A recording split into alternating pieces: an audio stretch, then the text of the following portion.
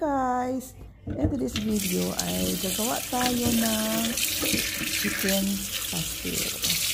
So tara guys, gagawa tayo, samahan niyo ako. Meron ako ditong 500 grams na chicken breast. So nahibasan ko na yan, and then bago ko siya i-boil guys ay lagyan ko muna siya ng asin para manuot yung lasa.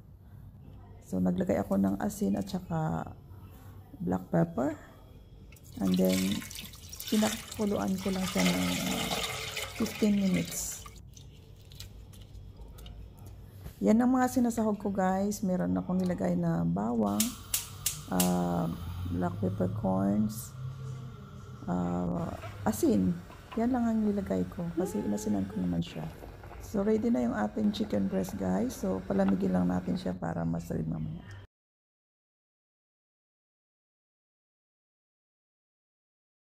Himay natin chicken. So, isit aside natin siya at mag-prepare na tayo ng ating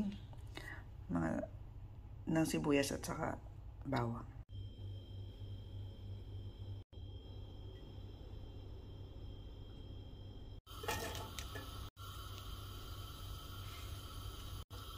So, kisayin lang natin yung ating sibuyas. Usually guys,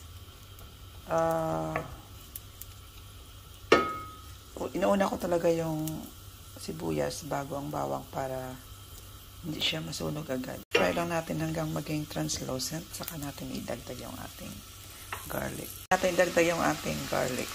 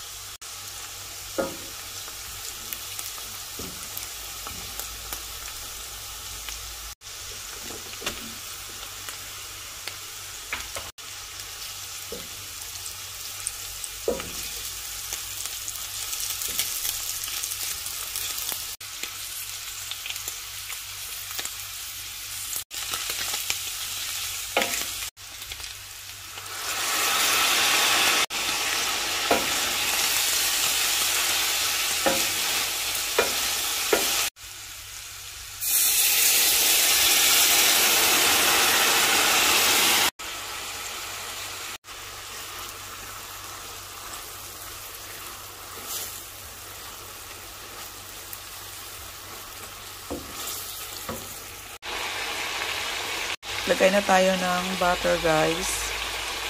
Hindi ako gumagamit ng margarine, so ito yung lalagay natin.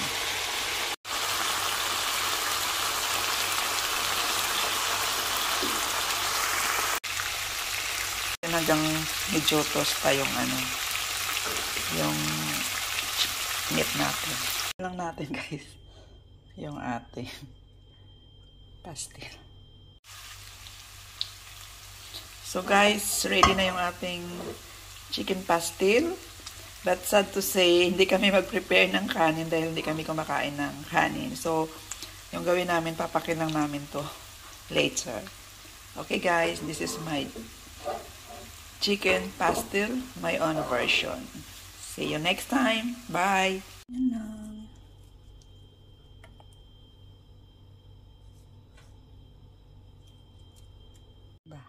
Para maganda naman tingnan.